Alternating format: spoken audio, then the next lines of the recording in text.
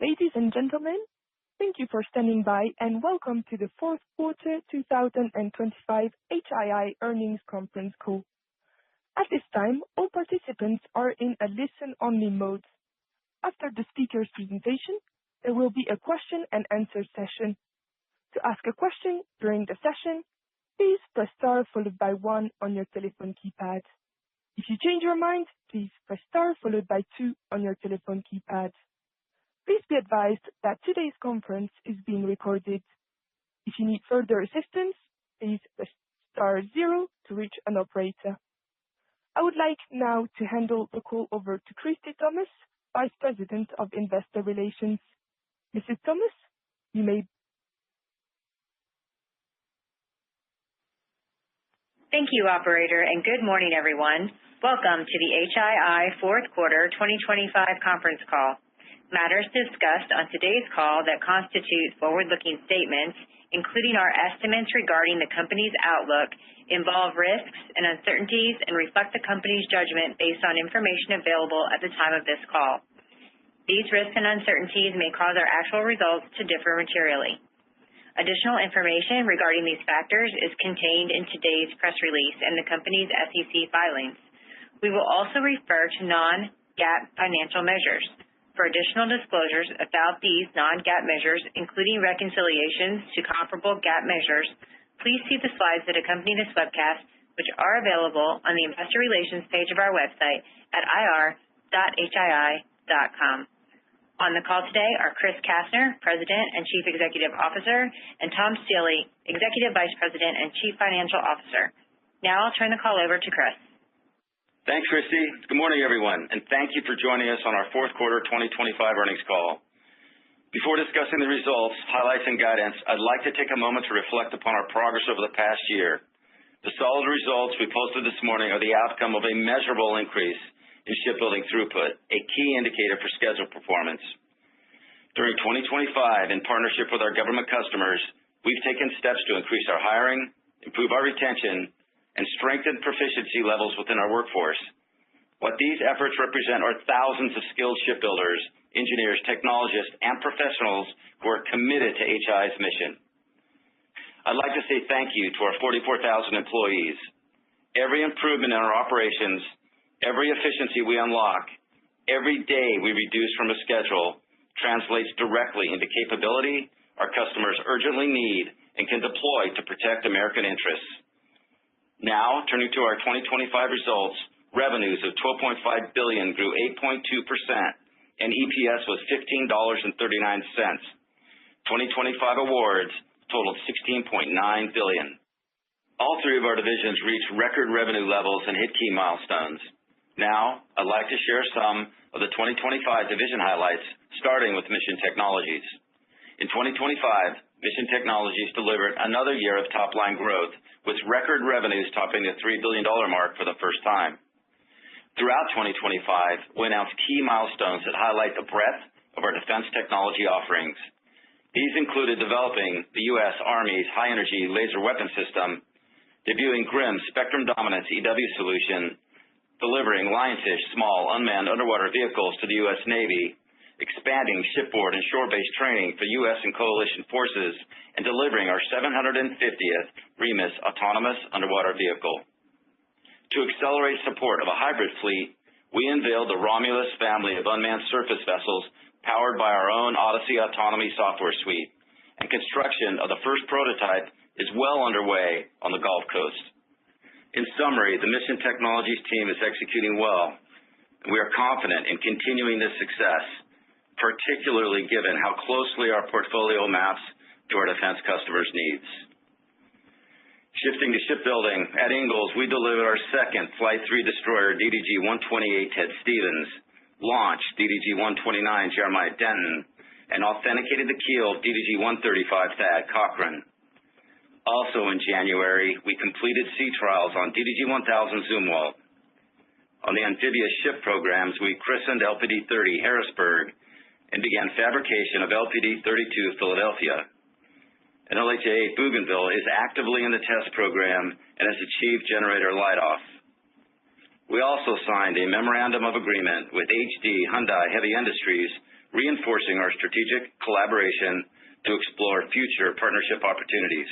Additionally, in December, the U.S. Navy announced a Golden Fleet, which includes the Trump-class battleship, as well as a frigate, which will leverage the proven design of the Ingalls-built Legend-class national security cutter. I have great confidence in Ingalls' team to execute this program and in our ongoing efforts with our partners to successfully expand the U.S. shipbuilding industrial base to meet the Navy's needs. In 2025, at Newport News Shipbuilding, we delivered Virginia-class submarine SSN 798 Massachusetts, launched SSN 800 Arkansas, laid the keel of SSN 804 Barb, and undocked SSN 796 New Jersey in preparation for her redelivery to the fleet. We also delivered the bow of the first Columbia-class submarine SSBN 826 District of Columbia. In our aircraft carrier programs, last year we completed dock trials on CVN 79 Kennedy, and the team is now finishing up her first sea trial evolution, moving another step closer to preliminary acceptance and delivery. In addition, having completed deck over of both engine rooms post-receipt of the remaining major engine room components, CVN 80 has now reached 50% erected in the dry dock, and CVN 81 keel units are in fabrication, and we continue to receive major material components in support of production. After delivering 2 ships in 2025, DDG-128 and SSN 798, we expect to deliver another 2 ships in 2026, SSN 800 and LPD 30, as well as complete preliminary acceptance of CVN 79. I'll note that we've accelerated our forecast of LPD 30 delivery into 2026 and adjusted LHA 8 Bougainville delivery to 2027. This ensures that we avoid any potential conflicts, people or equipment, and establishes clear and consistent priorities for the joint Ingalls and Navy teams throughout all the interim milestones leading to delivery. Now I'd like to update you on our operational initiatives. In 2025, we set out to improve throughput and achieve 14% year-over-year increase. As we continue to invest with our customer partner in our workforce, facilities, technology, and supply chain, we've established our 2026 target to increase throughput by another 15%. Supporting the throughput increase, we hired over 6,600 shipbuilders in 2025 and expect to hire at least this many in 2026. Given recent investments in wages and workforce, we expect continued improvement in our retention rate and will continue to develop our workforce to maximize productivity. Also, we plan to continue to ramp our distributed shipbuilding strategy. While we doubled outsourcing year-over-year in 2025, we are planning to increase outsourcing by another 30% in 2026. Our second operational initiative in 2025 was a cost reduction target of $250 million, which we met by removing mostly overhead and support labor costs for improved efficiency. Lastly, we expect several shipbuilding contract awards in 2026, including Virginia-class Block 6, Columbia Build 2, CVN 75 RCOH, and CVN 82 long lead material. Regarding capital allocation, we have historically taken a very balanced approach, leading with reinvestments into our shipyards. Stakeholders that have visited our yards have seen firsthand the tremendous amount of investment we have made over the past decade at both Ingalls and Newport News. In 2026, we will again target hundreds of millions of dollars of capital investment in the shipyards.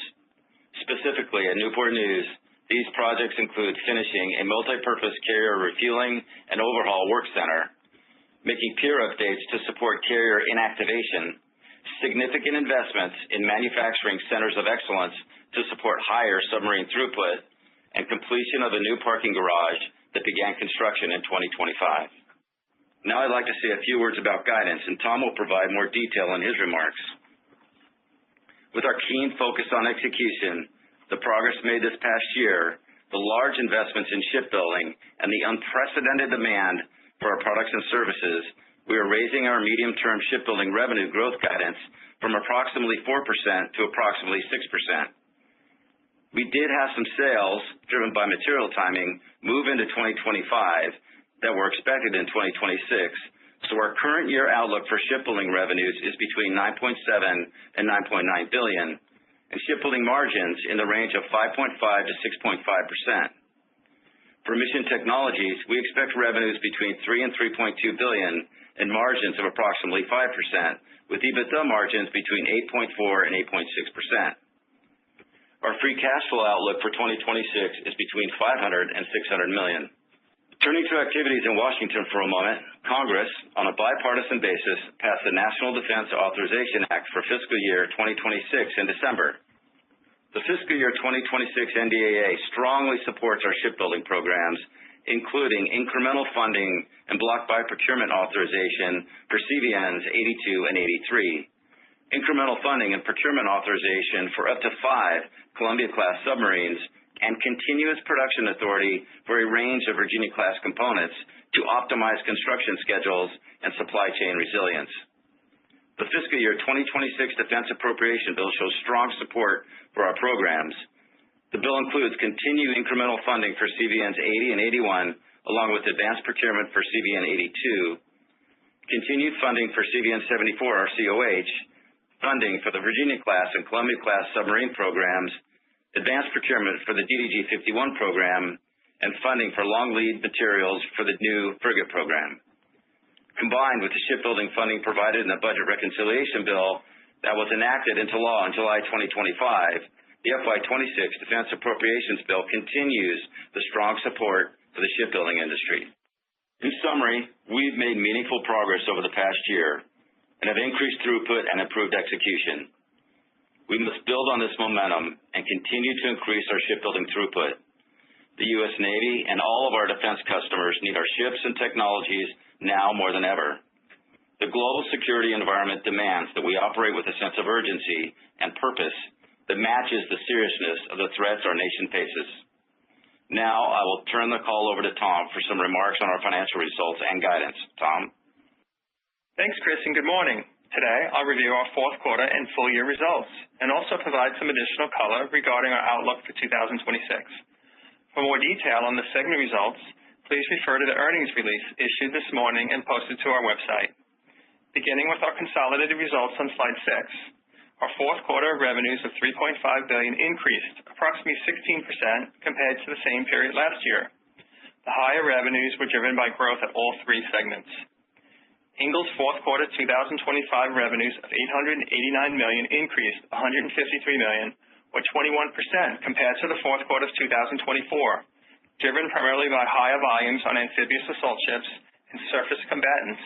At Newport News, fourth quarter 2025 revenues of $1.9 billion increased $303 million, or 19% from the fourth quarter of 2024, primarily due to higher volumes in both submarines and aircraft carriers. At Mission Technologies, fourth quarter 2025 revenues of $731 million increased $18 million, or 2.5% from the fourth quarter of 2024, primarily driven by higher volumes in warfare systems, global security, and unmanned systems. Moving to slide 7, segment operating income for the quarter was $195 million, and segment operating margin was 5.6%.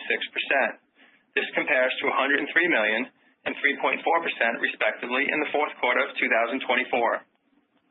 Results at all 3 segments improved compared to the fourth quarter of 2024.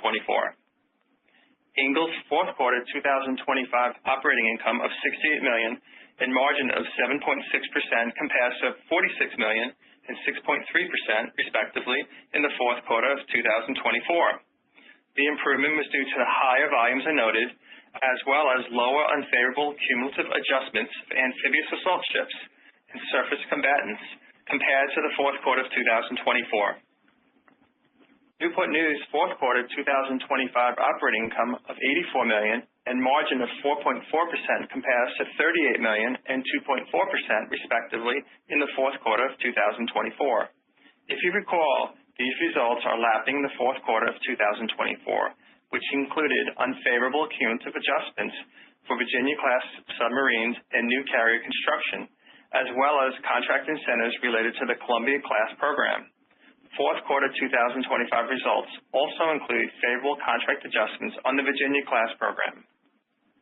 Shipbuilding margin for the fourth quarter of 2025 was 5.5%. Mission Technologies' fourth quarter 2025 operating income of $43 million and segment operating margin of 5.9% compares to $19 million and 2.7% respectively in the fourth quarter of 2024. The improvement was driven by better performance in warfare systems, global security, and unmanned systems, as well as the high Mission Technologies volume I noted earlier. Net earnings in the quarter were $159 million, compared to $123 million in the fourth quarter of last year. Diluted earnings per share in the quarter were $4.04, compared to $3.15 in the fourth quarter of the previous year. Moving on to consolidated results for 2025 on slide 8. Revenues of $12.5 billion increased $949 million, or 8.2% compared to 2024. While each segment contributed to the higher revenue, growth was particularly strong at Ingalls and Newport News Shipbuilding. Ingalls revenues of $3.1 billion in 2025 increased $311 million, or 11.2% from 2024, driven primarily by higher volumes in surface combatants and amphibious assault ships. At Newport News, 2025 revenues of $6.5 billion increased by $538 million, or 9% from 2024, due to higher volumes in both submarines and aircraft carriers. At Mission Technologies, 2025 revenues of $3 billion increased $107 million, or 3.6% from 2024, primarily driven by higher volumes in warfare systems, global security, and unmanned systems. Moving to slide 9, segment operating income for the year was $717 million, and segment operating margin was 5.7%. This compares to $573 million and 5% respectively in 2024.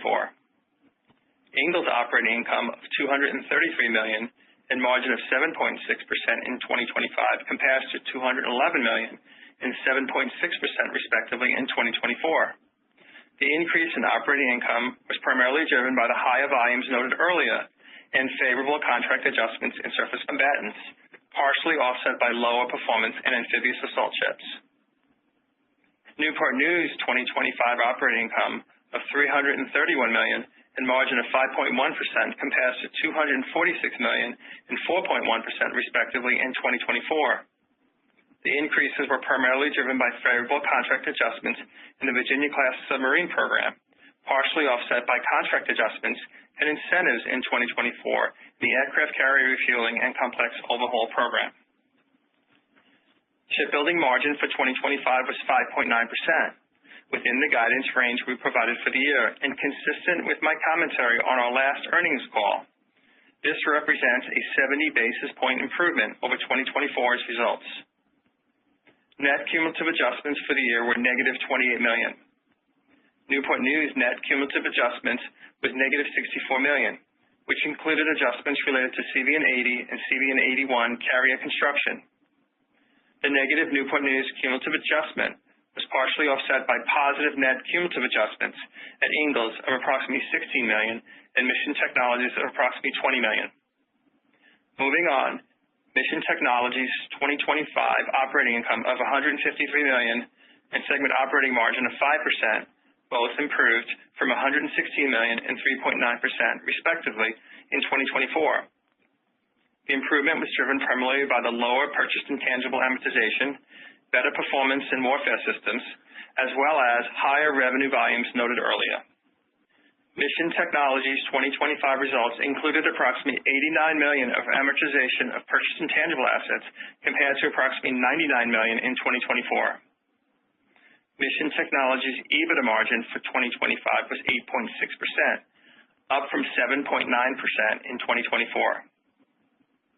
Net earnings in 2025 were $605 million compared to $550 million in 2024. Diluted earnings per share in 2025 were $15.39 compared to $13.96 in 2024. Turning to cash flow on slide 10, 2025 free cash flow was $800 million, above the guidance range we had provided for the year as we finished the year very strong from a working capital position, slightly underran our planned capital expenditures for the year. During the year, the company invested $396 million in capital expenditures, or 3.2% of sales, as we continue to prioritize investments to drive higher throughput in our shipyards. We paid dividends totaling $213 million in a year and did not repurchase any shares during the year. We ended 2025 with $774 million in cash and cash equivalents on hand and liquidity of approximately $2.5 billion. Cash contributions to our pension and other post-retirement benefit plans totaled $54 million in 2025. You can find our updated 5-year pension outlook in the appendix of today's presentation on slide 14. Turning to slide 11 and our financial outlook. First, I will highlight that the guidance we are providing today is predicated on achieving the shipbuilding throughput improvements that we've outlined, as well as reaching agreement on the next Virginia and Columbia-class submarine contracts in the first half of the year. Regarding our multi-year targets, we are updating the medium-term growth targets that we have provided previously. We now expect a consolidated HII medium-term top-line CAGR of approximately 6%. This is comprised of shipbuilding growth of approximately 6% and mission technologies growth of approximately 5%. We believe this shipbuilding growth has additional upside, as the forecast does not yet account for the recently announced frigate or battleship programs. We will need to revisit these growth assumptions once we have a better understanding how each of these programs will proceed forward. Regarding our 2026 expectations, Chris provided our outlook, but let me provide a bit more color on our free cash flow expectation for the year. We expect 2026 free cash flow of between $500 and $600 million. At the midpoint, that puts combined 2025 and 2026 free cash flow at $1.35 billion, an increase from the $1.2 billion target we discussed last quarter for the 2-year projection. As I noted earlier, we finished 2025 very strong from a working capital perspective. Overall, working capital was a tailwind of approximately $170 million in 2025. We think careful working capital management, along with beneficial cash tax impacts from the One Big Beautiful Bill, will continue to be a cash tailwind in 2026. As Chris mentioned, we continue to prioritize strategic capital investments into our shipyards. We expect 2026 capital expenditures to be approximately 4 to 5% of sales. This represents approximately $500 to $600 million of investment to drive capacity and throughput. You can find additional 2026 guidance elements on the 2026 Outlook table on slide 11 of the presentation or in the earnings release. This includes an anticipated 2026 effective tax rate of approximately 17%. This lower tax rate is primarily attributable to an expected reduction in total tax expense related to research and development tax credits. Turning to our provided look ahead for the first quarter of 2026, we expect approximately $2.3 billion for shipbuilding revenues and $700 to $750 million of mission technologies revenues, with shipbuilding operating margin near 5.5% and mission technologies operating margin up between 4 and 4.5%. Consistent with normal cash flow cadence, we expect first quarter free cash flow to be negative, representing a use of approximately $600 million as some of the fourth quarter working capital benefit unwinds.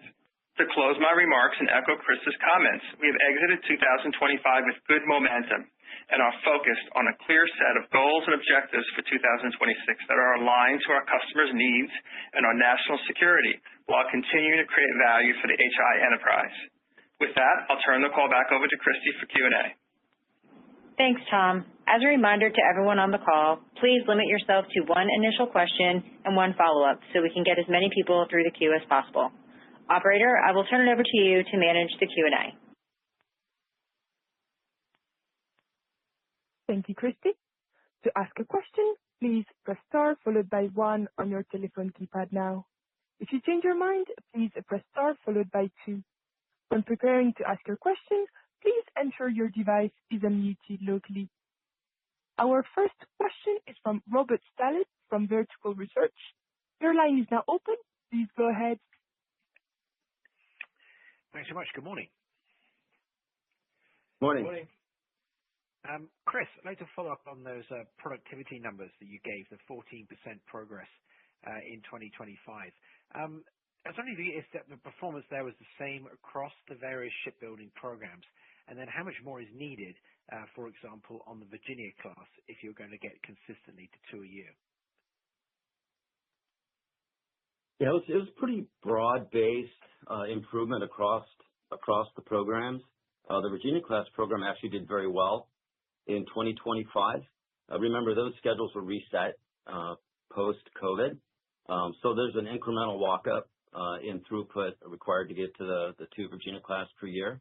But they had a very good year last year, but it was really broad-based improvement across the portfolio, both at Newport News and Ingalls. Okay.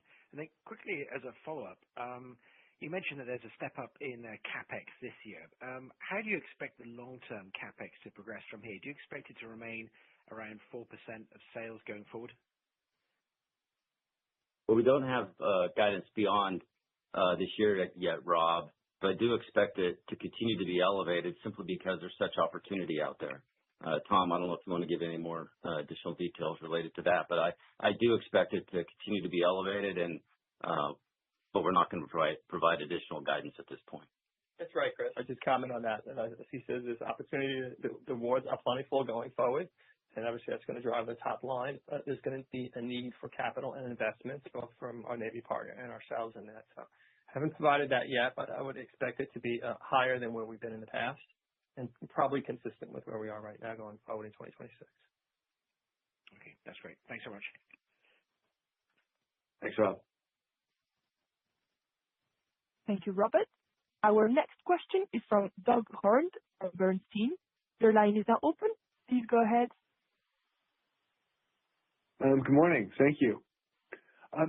Morning, Doug. Good morning. So you saw really good revenue growth in Q4, and at both yards. And in Newport News, though, your margins are still pretty low. Tom, you mentioned the 2 negative EACs on the CVN program, but when you look across the programs at Newport News, my assumption is you're working hard to get those margins higher. How do you see each of the programs in terms of their ability to improve and get to the goals that you're really looking for longer term? I appreciate the question there. Yeah, so when we look at Newport News and the EACs are stable, the booking rates, obviously we want to get those up right there. That's going to be a function, as we've described in the past, of working off the existing portfolio we have right now. We have these pre-COVID ships that have been impacted by schedule and inefficiency. And as those continue to evolve out, we talk about the portfolio in 2027 becoming more post than pre-COVID. That's going to assist in that lift. I believe, what we've done in wages and what we've done in contract adjustments, some change management REAs that we have in that will assist in that too. A piece of what we're seeing at Newport News, fairly consistent across all four quarters there. It's just a mix of the portfolio itself, contract type, additional work scope that we have. The growth, which is good on the top line, is coming about both in labor and material, but on the material side, it's hitting contracts in either advanced procurement, which have restrictions on margins and fee right now. And then as we kind of work ourselves forward and definitize either of those contracts or new contract awards, we'll see a moderate ramp in either fee on the existing contracts or incentives that can come in place on the new awards there. So that's the playbook going forward. We're working hard to kind of stabilize performance. We've seen improvement in hiring, attrition, moderately improvements in rework. So it's the stabilization, the EAC, making our milestones, working off the existing portfolio and getting into those new start contracts. Well, when you look at you've got a lot of money, for the industrial base off those last two Block 5 boats, and as you commented, the 26 budget has really big support for shipbuilding. And one of the things that we found challenging is money can be there, but it's getting it through the throughput that you're talking about. Right now, you've probably seen a lot of the commentary about a pretty significant addition to the 2027 budget potentially, which could include money for the industrial base. When you look at it from a shipbuilding standpoint, do you need more, or are you in already a good position given the large amount of funding that's come in? Is that enabling you to get where you need to be with respect to your industrial base?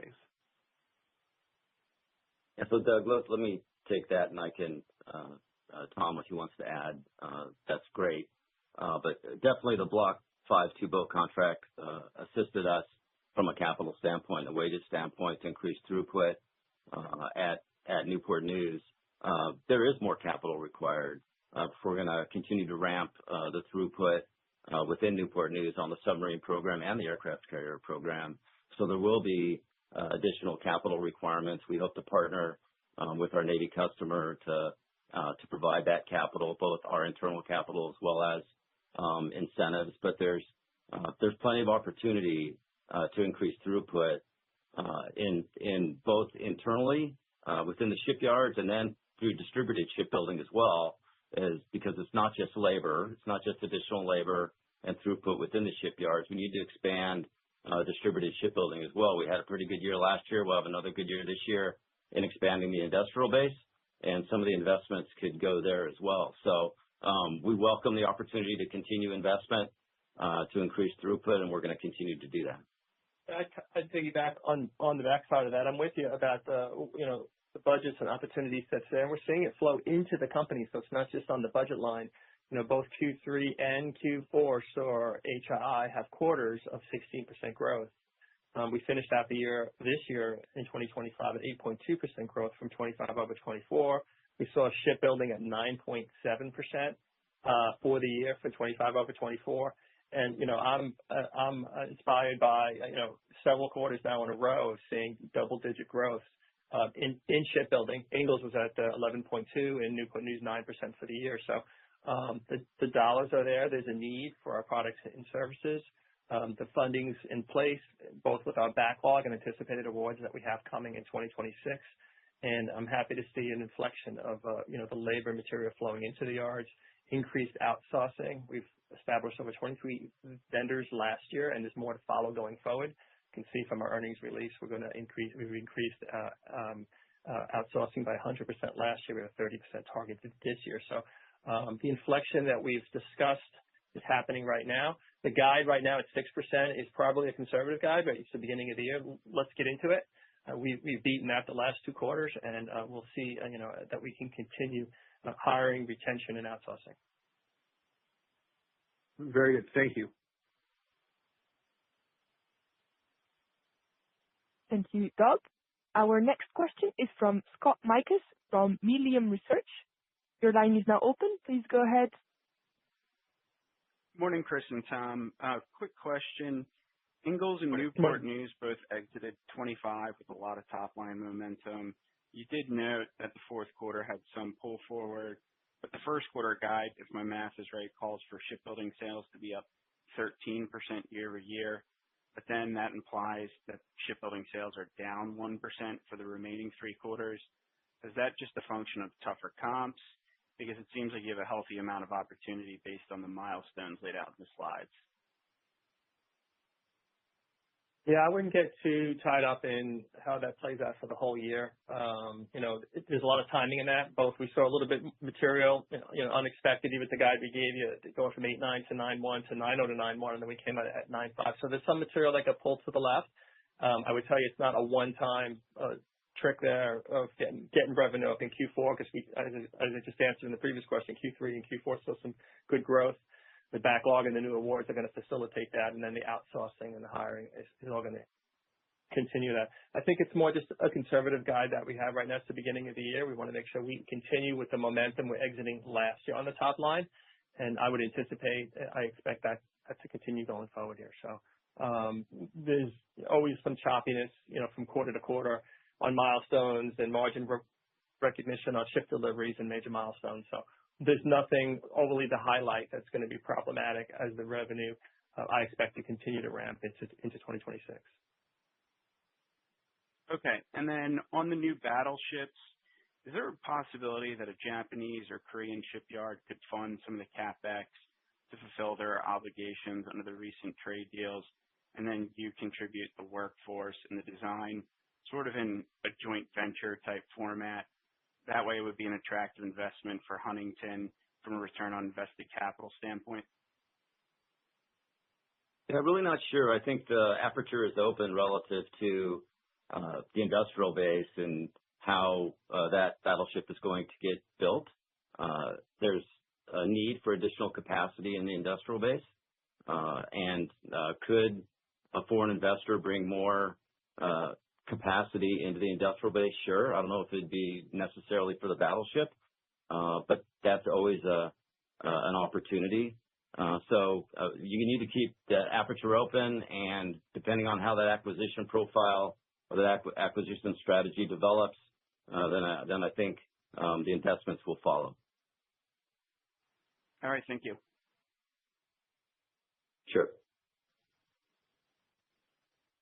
Scott, our next question is from Noah Poponak from Goldman Sachs. Your line is open. Please go ahead. Hey, good morning, guys. Morning. So I guess, if I kind of zoom out and look at the shipbuilding margin, it's kind of flattish through 2025. I mean, it's actually down sequentially a little bit through 25, 26 guidance, kind of flattish versus 25. Recognizing it's a long cycle business and manufacturing process, and these things take time. I guess just with the incremental funding, the throughput achievements, the labor achievements, Tom, you just reiterated, better mix of contract by 27. Help us better understand how the shipbuilding margins are flat for that full 2-year window. Do they snap in 27 when the mix flips to more post-COVID? And to what extent is the waiting on the next batch of nuclear subcontracts pretty binary in this discussion because you have to book so much long lead at a low margin before you get that? Let me start on that note, and then Tom can chip in on the back end. But our process, I think, relative to how we evaluate risk and opportunities when we do our plan, and we're very disciplined in how we evaluate them and how we develop our guidance for the subsequent year, and that's what we've done. I would say that we are there's investment required that we're making in outsourcing and overtime to prioritize schedules on these ships, which is impacting our profitability. There's no doubt. We think that makes sense. We're going to continue to do it because the strategy to get out of these ships into the next ships just makes great sense. Relative to the submarine program, we think that needs to get done by the end of the first half of the year. We need to make sure that we don't incur risk related to a delayed start on that program. The teams are meeting. I have high hopes that after the 26 budget was done and then the 27 budget, we get a little more clarity that everything will fall into place and we'll get started. But we really need to get that done in the first half of the year. Tom, I don't know if you have anything else. I have some comments for you, Scott, in the street there. So, to your point on with the new contract starts that are coming with the awards and we book low, that's baked in already into the guidance that we provide, right? So nothing's changed just because those awards are coming and what we gave you in 2026. And then, Chris and I have said that, hey, the 9 to 10% is not just aspirational. We've been there before and we want to get there. We haven't given the street the timing of that. We've said incrementally we would expect to improve annually. And we still feel that way right now, going from 25 to 26. If you think about 24 was 5.2%, 25 was 5.9%, that's up 13%. And although we gave you a range of 5.5 to 6.5, it's kind of in line. Chris said back in Q3 and 24, in the next 18 to 24 months, it's going to be choppy. We're going to work off these old ships. So, a re-guide of what we gave you last year is not inconsistent. And even in Q3, when I gave you so that's around the midpoint. It could be a little bit higher with the awards. It could be a little bit lower without the awards. We didn't get the awards in 25. They fall into this year. And we finished at 5.9% ROS. So we're not surprised or it's off what we've been talking about that we're dealing with here. I tell you that, the range is consistent in 26 as it is in 25. We finished at 25 at 5.5 for the quarter. And when we look at Q1 right here, there's not a plethora of milestones or sell-offs that's going to change, what the last 13 weeks did for the next 13 weeks. So again, if we think about it, we shouldn't be surprised that we got it fairly conservative at the beginning of the year and consistent with what the actuals were for Q4. As we look at, Q4, there's timing in there. There's a higher volume of the new starts that I've talked about, advanced procurement, that kind of either no fee or limits fee. So we'll work that off. And then the material, which is good for the top line, pulls a little less fee on a couple of our contracts as we work ourselves through that. The 5.5 to 6.5, it still has a good range of outcomes. Last year, it was just about at the midpoint without at the awards. So we're expecting those awards to happen this year. In my remarks, I said in the first half of the year. And then with the milestones that we've given you in this, Q2, Q4, we provide the milestones. We met most of them last year, and we expect to go do that, all of them this year here. So that's going to be a lift on where we go forward here. The awards will have some incentives to them too that we didn't have last year, so that's going to be an assist as we go forward. And then I mentioned the increase from the 5.2 of 24 to 5.9 of 2025. And the midpoint at 6%, although moderate, is still kind of better than the actuals of last year, and we have a whole year to go work the contracts here. And then kind of lastly, as Chris said, it was baked in already, but, we have had as we put focus on milestones and delivering the ships as fast as possible for our Navy customer, we have put a premium on additional overtime. We have both sites working higher overtime than usual, so there's a little bit of drawing on cost efficiency on that. And then the first time, outsourcing and first-time bills, just a little bit of extra cost on that. Not unanticipated, again, it's all in our guide and our progression as we turn the portfolio heading towards 2027. I hope that was helpful. That was very helpful. It's a lot of detail, and I appreciate it. When you provided the shipbuilding medium-term revenue growth target, the 6%, you have the sub-bullet point there that says additional upside from recently announced programs. Can you talk a little bit more about that? I mean, how much upside, and specifically on the SSC win, when does that start ramping up for you? Yeah. So, thanks, Noah. The frigate win, pretty confident, very confident we're going to build the first two boats or first two ships in that class. We're unsure what the acquisition strategy is beyond that. I think we'll learn more when the 27 budget comes out. But we're fortunate on that program that we still have a lot of material from NSC 11, which is really a lot of the upfront cost on a ship. So I don't expect material impact to sales this year. It should start to ramp in 27. The battleship is a little different. We're still engaged with the Navy on understanding how that design is going to unfold with us, the Navy, and BIW. So there will be modest revenue this year, and then it'll ramp from there. We don't have specific numbers for you right now, but as we understand them, we will provide them. Okay. Thank you. Sure. Thank you, Noah. Our next question is from Fitzgibbon from Alembic Global. Your line is now open. Please go ahead. Hey, good morning, guys. Hey, Chris, could you talk more about the supply chain? Chris, can you talk more about the supply chain at Newport News? I think you touched on it in your remarks. I didn't quite hear all of it. Did you receive all the equipment from the supply chain that you expected in the fourth quarter on CVN 80? Or was it later than expected? Is that what drove the negative EACs? And kind of where are you right now in that program? And just want to get a better sense of that. Yeah, so we have received all of the engine room material, done deck over. As I said in my prepared remarks, we're 50% erected, and we'll continue to make progress this year. Have a little bit of momentum on that program. Throughput has actually accelerated, and the key there is to getting back in sequence, which they're working very hard to do. So it did. There was investment in overtime on 80 to get back on schedule, or try to get back on schedule. And as I said, they're working hard to do that. Okay, sounds good. And then just, Chris, on between reconciliation and the 26 appropriations bill that's law now, did you get all of your priorities through in the budget this past year that you wanted? Just wonder if there's anything that didn't get into those bills that is going to be a priority for you in fiscal 27.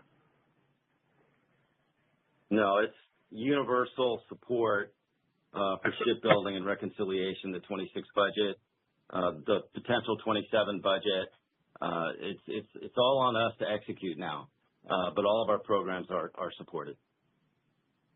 Okay, great. Thank you. Sure. Thank you, Pete. Our next question is from Seth Seifman from JP Morgan. Your line is now open. Please go ahead. Hey, thanks very much, and good morning.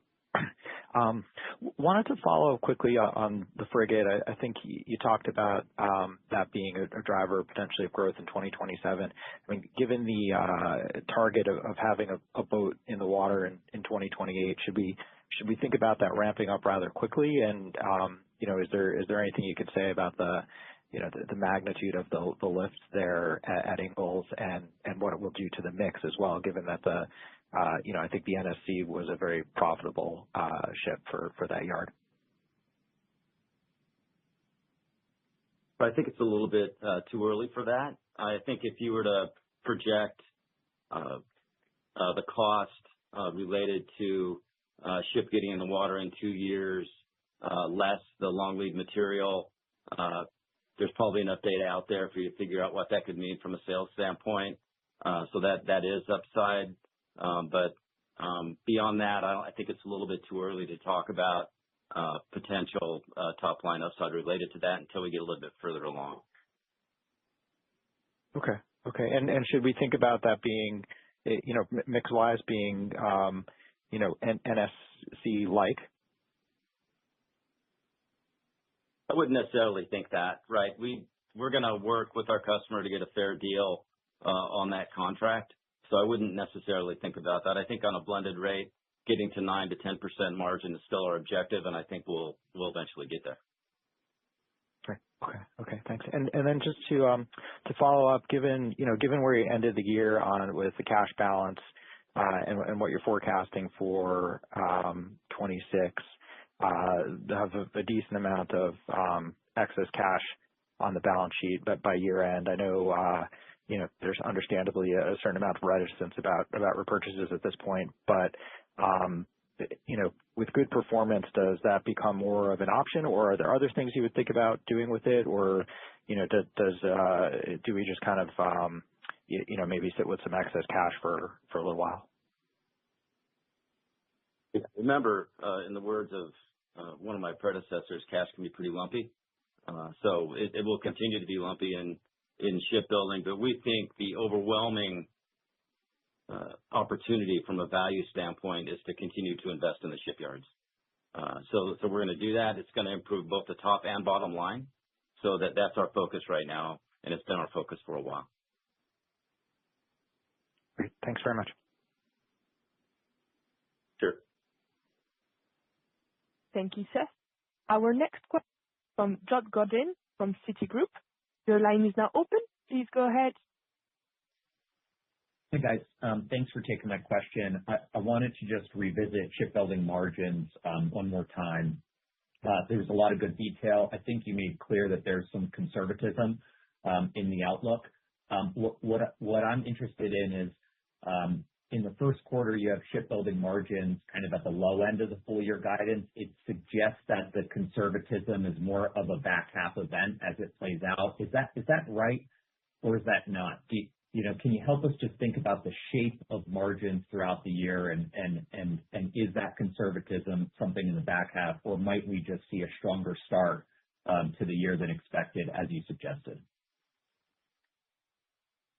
Yeah, so obviously we gave you the annual guide at 5.5 to 6.5. We've been giving for the last couple of years the next quarter, so it's 5.5. That kind of leaves you guessing for Q2, Q3, Q4. I'd say stay consistent with just what you've seen from us over the years. It's about the milestones, it's about performance, it's about the deliveries. There's nothing that's going to alter it one way or the other than timing, how we perform over the next 11 months. And then the awards themselves will bring about, a good balance of, affordability to profitability, the contract terms and conditions. There'll be some incentives in there, so we'll have to work ourselves through that. Not going to give any more comment on that as we're in negotiations as that effort's trying to get through approval cycle right now. But I think it's the beginning of the year. We don't want to get our head of ourselves, and really it makes sense that we exit Q4 at 5.5 kind of run rate over there. So we're going to hold pat at this number. We'll update you in May, and you'll get a look-see, both for what's going to happen as a forecast in Q2. We have hinted that, we'd like to see the awards, expect the awards the first half of the year. So that's going to facilitate a good pace and a trajectory of at least midpoint or better going forward here for the year. I guess my question is it even possible that we start the year, at the higher end at 6.5, that we fast forward a quarter or two and we realize that we deliver numbers like that? Or in terms of the art of the possible, that's not even on the table? The range is for the entire year. I'd stay focused on what we gave you for the quarter. Okay, fair enough. And then if we just double click on the milestones and the timeline, as you guys know, with deliveries, with the milestones, there's an intense focus on different milestones as we get closer to the dates. Are there any milestones or delivery dates that you would just flag for us right now to kind of bracket and sensitize a little, that one that might be pushed a little bit more than others, just so that we can have that conversation now, instead of on the eve of expecting some sort of delivery or milestone event? Any risk around anything that you would just kind of, take the opportunity to bound for us? Sure. Delivery of 30 and the delivery of 800 towards the end of the year. Very focused on getting both of those boats done. So that's how I would call from a risk standpoint and an opportunity standpoint. Those two, that boat and that ship, are very critical to us. Got it. Thank you, guys. Sure. Thank you, John. Our next question is from Scott Deuschle from Deutsche Bank. Your line is now open. Please go ahead. Hey, good morning. Tom, do you expect the company to make money Morning. on CVN 80 and 81, given this trend of negative EACs? Yes. Well, yes, we do. We think we're booked accordingly right now. We've described what transpired on those ships up front. We're impacted by some material that goes deep into the ship.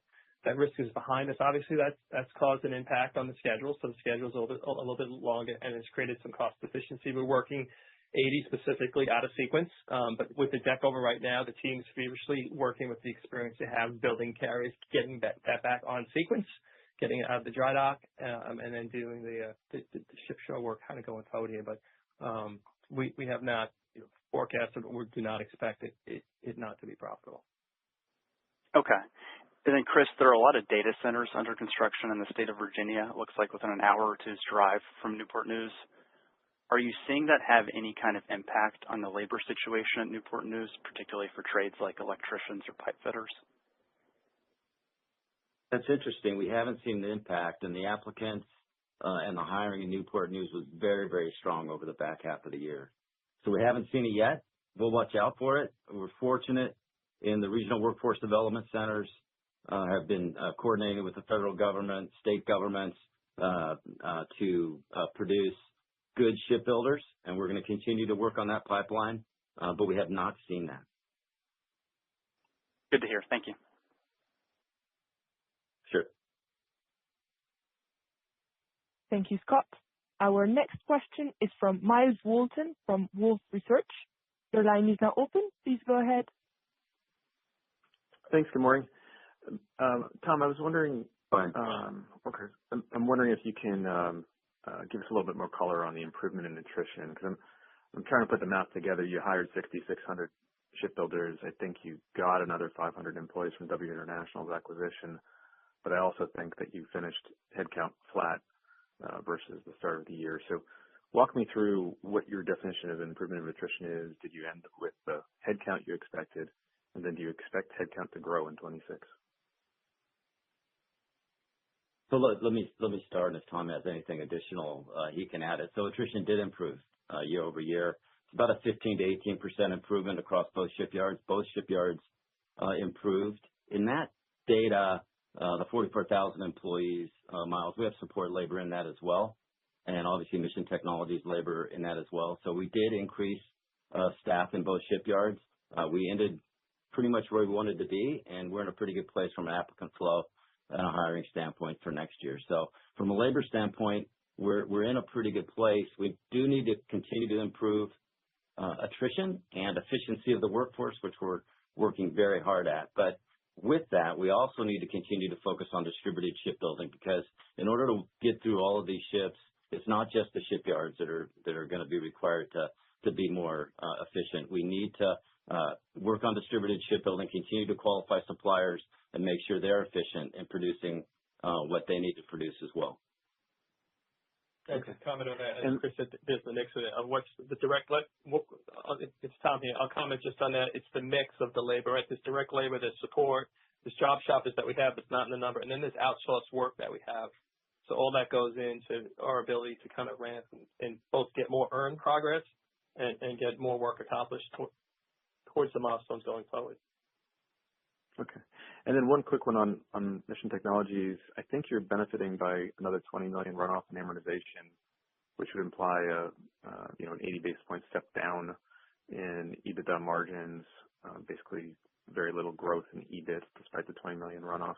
Is that right? And if so, what's driving the year-on-year profile for Mission Technologies profit? Yeah, so you're talking about against the guide, or are you talking about from how we performed in 25 Correct. to 24, or the guide to 26? 2026 is guidance for right? 5% EBIT, yeah. But it should be benefiting, I believe, by about 80 basis points of amortization runoff. Yeah, I think the amortization runoff is about $10 million improvement, so it's not as much as of that. I would tell you that so that's a piece of it. It's about half of it, and then just the other half is what we're seeing in our contract performance, the maturity of how we're executing. We had some fee write-ups in 2025 that we took, and there's a potential of opportunity sets in 2026.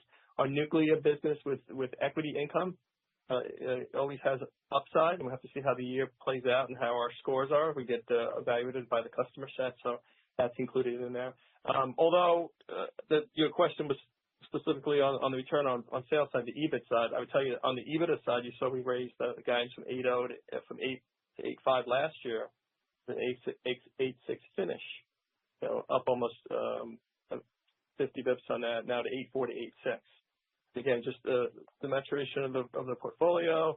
I'm trying to, although it's predominantly cost type contracts, trying to see where we can get the additional value of bidding more products than services, a little bit more how we bid these jobs, and a focus on profitability there. So it's an incremental improvement. I like how we finished out from 25 versus 24, and it's good to see an incremental improvement on both metrics going forward in 26. Thank you. Thanks for the question. Thank you, Miles. Our next question is from Gautam Khanna from TD Cowen. Your line is now open. Please go ahead. Hey, good morning, guys. Wanted to ask on Ingalls. I know there was, and maybe you addressed it and I missed it, but the union contract. Did you guys push the wage increases through in Q4, and was that part of the revenue upside at shipbuilding broadly in the quarter? No, not at Ingalls, no. No. And what's sort of the timing on that? We expect to get through that in the first quarter. I don't want to comment directly on a union negotiation, but we're engaged heavily with the union to get that done almost daily. But we expect that to get done in the first quarter.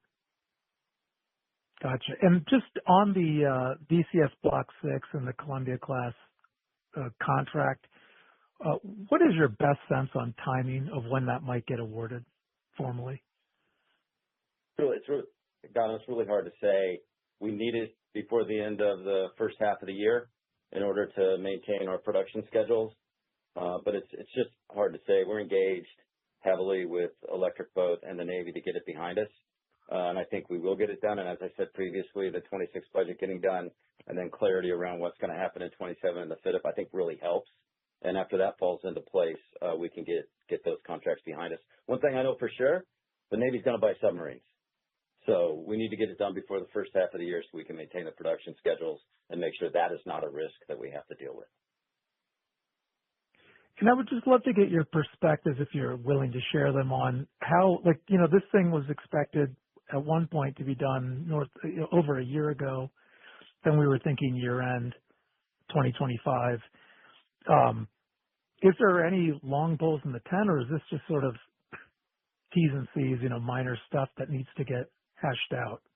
Or is there I'm just curious if you can give us any sort of update, just because we've been talking about it for north of a year. Gautam, I just think it's a big, complicated contract. And you have three parties involved that need to all be comfortable with what the solution is. Fortunately, those teams work very well together, but it's just a big, complicated contract, and we need to get to the finish line here. Okay, thank you, guys. Sure. Thank you, Gautam. Our last question is from Mariana Perez Mora from the Bank of America. Your line is now open.